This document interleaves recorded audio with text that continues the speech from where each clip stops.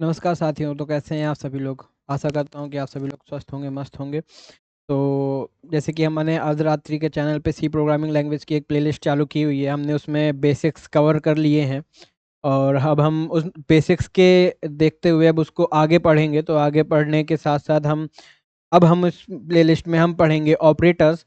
और सी में ऑपरेटर्स बहुत ही ज़्यादा मेन रोल अदा करते हैं। अगर ऑपरेटर्स नहीं होंगे तो आप कोई भी ऑपरेशंस को फॉलो नहीं कर पाएंगे। जैसे कि ऑपरेटर्स में हमने लास्ट वीडियो में पढ़ा हुआ था कि कुछ फंक्शंस होते हैं, जैसे प्लस माइनस असाइन करना होता है, अर्थमेटिक ऑपरेटर्स होते हैं। ये सारी चीज़ हम इस वीडियो में पढ़ेंगे। लेकिन वीडियो स्टार्ट करने से पहले मैं आपको ये चीज़ बताना चाहूँगा कि जो ऑपरेटर्स की ये वीडियो होंगी, ये थोड़ा वीडियो पार्ट्स में आएंगी। जैसे कि अगर मैंने पहला पार्ट किया है आज अपलोड, तो दूसरा पार्ट मैं कल या परसों करूंगा, जिससे कि वीडियो की कंटिन्यूटी बनी रहेगी और आपको भी इंटरेस्ट आएगा पढ़ने के लिए। अगर मैं एक ही बार में सारी चीज़ आपको पढ़ा दूंगा तो आपको भी नहीं समझ में आएगा और मैं भी बहुत ही छोटे कंटेंट में आपको पढ़ा करके छोड़ दूंगा। तो इसलिए मुझे अगर एक्सप्लेन में पढ़ाना है तो मुझे वीडियो को डिवाइड करना पड़ेगा। अगर मैं पूरा वीडियो एक साथ डाल दूंगा तो वो बहुत ही बड़ा वीडियो हो जाएगा, जिससे कि आप भी उसमें बोर होंगे, आपको भी मज़ा नहीं आएगा और वीडियो भी ख़राब हो जाएगी। तो मैं इस वीडियो को इन ऑपरेटर्स की वीडियो को पार्ट्स वाइज डिवाइड करूंगा। तो आइए चलते हैं वीडियो ऑपरेटर्स में। तो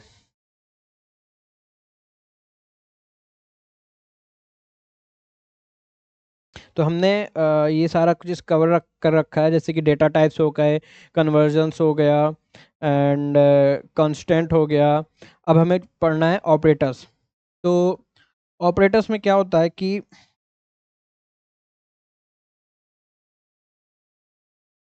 ऑपरेटर्स में क्या होता है ऑपरेटर्स बेसिक ऑपरेटर्स जो होते हैं वो आपके बेसिक रोल अदा करते हैं आपके प्रोग्रामिंग जर्नी में।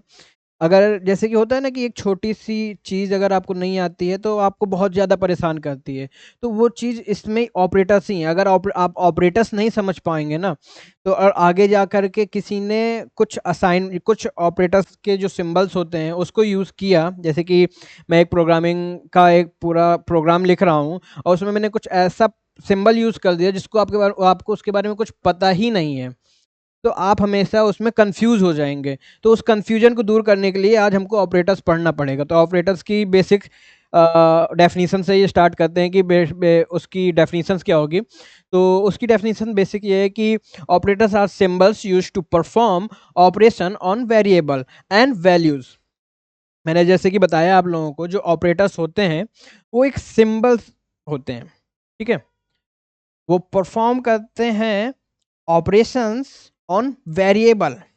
ये बहुत बहुत ही ज़्यादा इंपॉर्टेंट पॉइंट है कि जो ऑपरेटर्स के जो सिंबल्स होते हैं, वो जो ऑपरेशन जब परफॉर्म होती है, जब कोई भी ऑपरेशन हम परफॉर्म करते हैं वो वेरिएबल पे हमेशा परफॉर्म होती है। ये इसको याद करके रखिएगा आप। और उस एंड वेरिएबल और उसकी वैल्यू पर, ये दो फैक्टर इंपॉर्टेंट्स होते हैं, ठीक है। सिंपल अंडरस्टैंडिंग के लिए अगर मैं कह दूं तो जो ऑपरेटर्स होते हैं वो एक्शन सिंबल्स होते हैं, जैसे कि आपका plus, minus, multiplications, divide and modulo. और भी सारे ऑपरेटर्स होते हैं, जैसे कि equal to, double equal to and greater than equal to and smaller than equal to. ये सारे ऑपरेटर्स आपके यूज होते हैं। और मैं यहाँ पे अगर बात करूँ तो बिटवाइज ऑपरेटर्स की भी बात कर सकता हूँ और बहुत सारे ऑपरेटर्स होते हैं। तो हम इसको धीमे धीमे करके आगे जा करके पढ़ेंगे। अगर इसमें से हमको कुछ छूट भी जाएंगे तो इस पूरी प्ले लिस्ट में आगे जब भी वो चीज़ आएगी तो मैं आपको इसमें इन्फॉर्म कर दूंगा। तो आइए चलते हैं, आगे स्टार्ट करते हैं। जो ऑपरेटर्स के टाइप्स होते हैं वो बहुत ही, आपको इसमें तो दिख जाएगा जो ऑपरेटर्स के टाइप हैं, ये बस इतने हैं। लेकिन जब इसको आप बिल्कुल डीप डाउन होकर के पढ़ेंगे तो आपको बहुत ही ज़्यादा इंटरेस्ट आएगा इसमें। जैसे कि जो अरिथमेटिक ऑपरेटर्स होते हैं उसमें बेसिक आपको क्या ही पढ़ना है, प्लस, माइनस, मल्टीप्लिकेशन, डिवाइजन और मॉडुलो, ठीक है। और जो असाइनमेंट ऑपरेटर होता है उसमें केवल असाइनमेंट का वो होता है कि आपके पास में एक वैल्यू है, आपके पास में एक वेरिएबल है, और उस वैल्यू को उस असाइनमेंट में, सॉरी, उस वैल्यू को उस वेरिएबल में असाइन करना है, मतलब कि उस वैल्यू को उस वेरिएबल में पुट करना है। जैसे कि मैंने अपनी पिछली वीडियो में बताया हुआ है, मैंने जो वीडियो पहले आपकी डाल रखी है उन वीडियो में मैंने बताया हुआ है कि जो वेरिएबल होता है वो एक काइंड ऑफ बॉक्स होता है।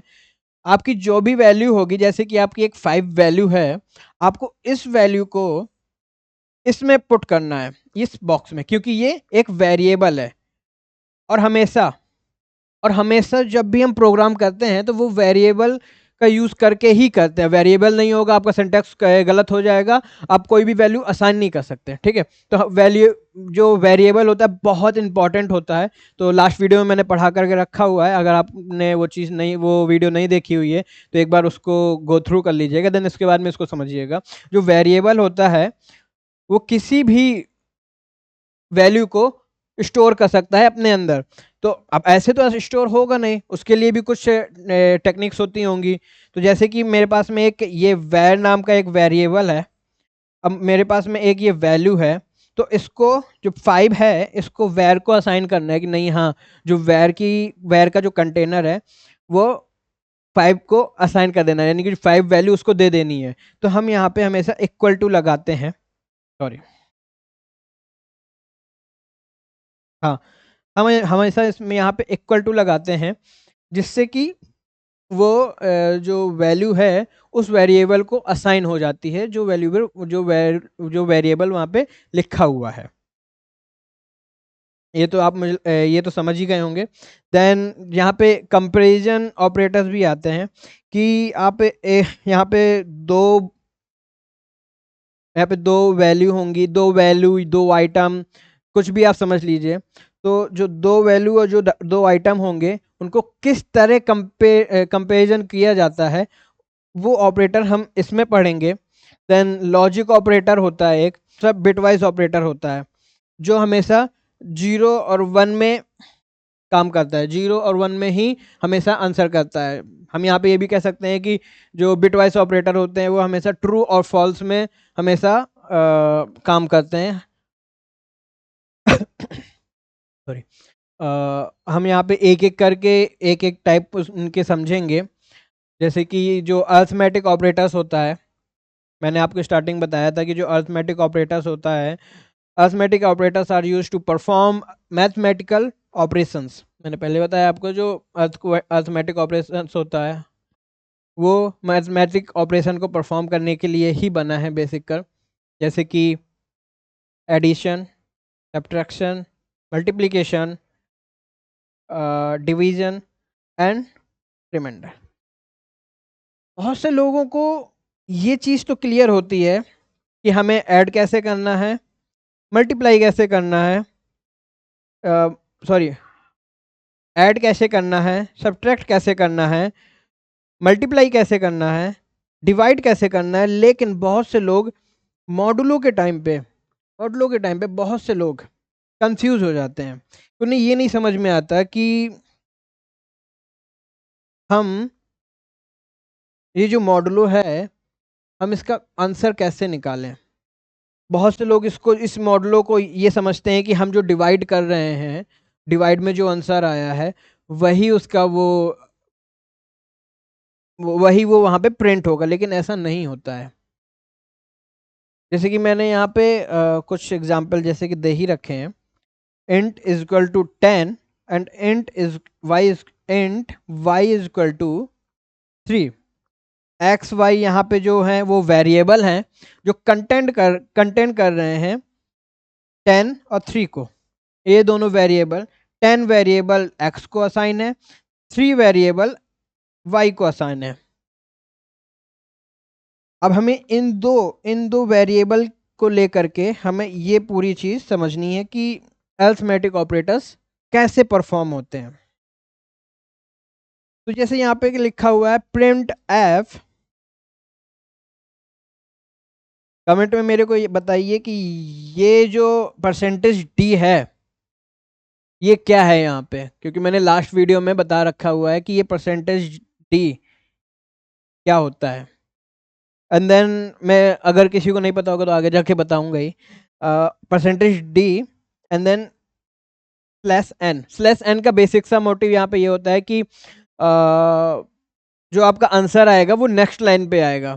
ठीक है, तो आप नहीं भी लगाएंगे तो एक भद्दा सा आंसर आएगा, एक ही लाइन पे आपके बहुत सारे आंसर आ जाएंगे, वो गलत होता है। प्रोग्रामिंग में हमेशा हम लोग ये सोचते हैं कि हम कुछ भी लिखें, अगर हम प्रोग्राम लिख रहे हैं तो वो क्लियर हो और साफ हो, जिससे लोगों को समझ आ जाए।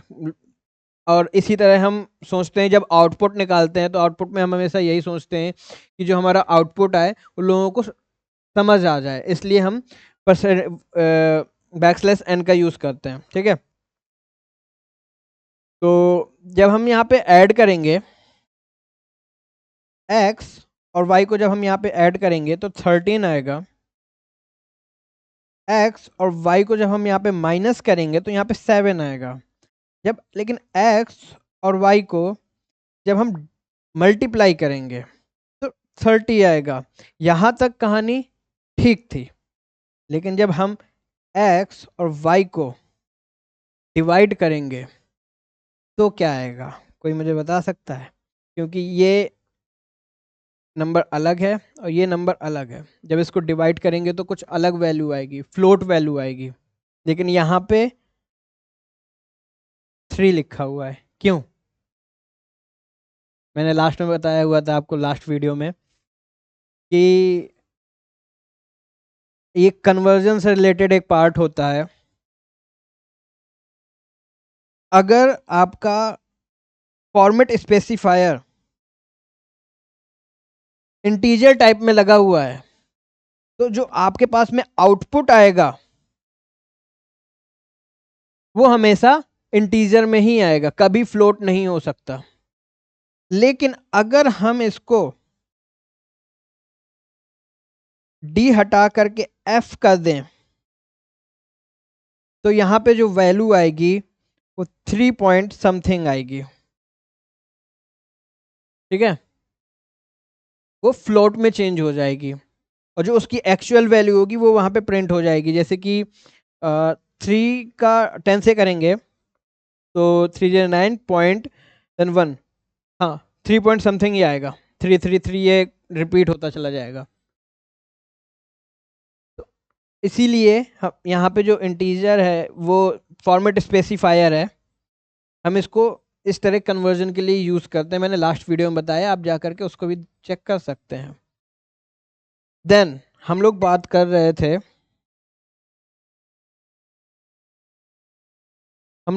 रहे थे, मॉडुलो के बारे में। मैंने ये वैल्यू जो ली हुई है ये ऐसे ही नहीं ली हुई है। जो x की वैल्यू 10 है एंड देन y की वैल्यू 3 है, ये वैल्यू मैंने बस ऐसे ही नहीं ले ली कि नहीं कुछ भी सोचा और लिख दिया। मुझे यहाँ पे आपको ये क्लियर करना था कि जो मॉडुलो है x मॉडुलो y, उसकी उसका जो आंसर आया वो 1 आया, कैसे आया? जो मॉडुलो है वो हमेशा जब आप 10 और 3 को डिवाइड करोगे, 3 या हाँ 3 और 10 को जब डिवाइड करोगे तो उसका जो रिमाइंडर बचेगा, जैसे कि 3 को किया यानी कि 3 से 10 को डिवाइड किया तो यहाँ पे 9 आ गया, सॉरी यहाँ पे 3 आ गया, 3 3 जा 9। ठीक है, लेकिन अभी यहाँ पे 1 तो बचा हुआ है ना, उसका रिमाइंडर है वो। अब तो 3 से जाएगा नहीं, जाएगा तो फ्लोटिंग में जाएगा, पॉइंट्स में। यहाँ पे जो मॉडुलो होता है वो रिमाइंडर कंसीडर करता है अरिथमेटिक में, अरिथमेटिक ऑपरेशंस में। तो जब भी आपसे कोई भी पूछे कि जो मॉडुलो होता है वो क्या कंसीडर करता है, किस चीज का आंसर देता है, कैसे आंसर निकालता है, तो हमेशा ये सोच के चलिएगा, हमेशा ये सोच के बताइएगा कि जो मॉडुलो होता है वो हमेशा हमारे डिवीजन का रिमाइंडर का आंसर हमें देता है। ठीक है, जैसे कि इसका जो होगा 3 3 जा 9, 9 तो आ गया हमने, लेकिन अभी इसका 1 तो बचा हुआ है ना रिमाइंडर, तो इसका जो आंसर हो जाएगा वो 1 होगा। आई होप आपको ये बात समझ में आ गई होगी। और